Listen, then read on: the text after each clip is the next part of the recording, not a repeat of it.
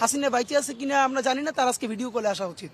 কারণ গত 15 বছরে এমন অনেক রেসপন্স আছে যেটা একজন ইউনিয়ন পরিষদের মেম্বার দেওয়া উচিত, যেই কথাও খাটে না, সেটাও হাসিনা বলছে।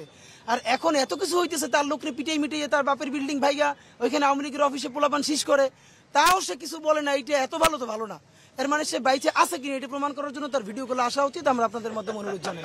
এই জন্য হইলো তার রাজনীতি আর নাই আসলে। তো এই জন্য বাকি যারা ছোট আওয়ামী লীগ আছে এরা এখন হাত পা ধুইয়া তবা কইরা বিচারের মুখোমুখি হইয়া তারপরে তারা ছেলে নতুন রাজনীতি করতে পারে। কিন্তু আওয়ামী লীগ গন কেস, এটার আজকে প্রমাণ সন্ধ্যা পর্যন্ত হবে। তারা 1100 কোটি টাকা বাজেট করে এরপরেও যদি তারা প্রকাশ্য দিবে, লোক আপনি ভাবেন এত কিছুর পরে বিএনপি জামাত প্রকাশ্যে মিছিল দিছে না?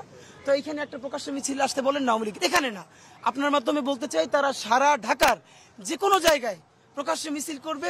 তারা যখন অন্যের উপরে হামলা করছে, সামনে পুলিশ, পিছনে পুলিশ, নিজেদের হেলমেট, সাথে অস্ত্র, আমাদের সাথে লাঠি ছাড়া কিছু নাই। পুলিশ তো প্রশ্নই নেই আমাদের সাথে যাবে।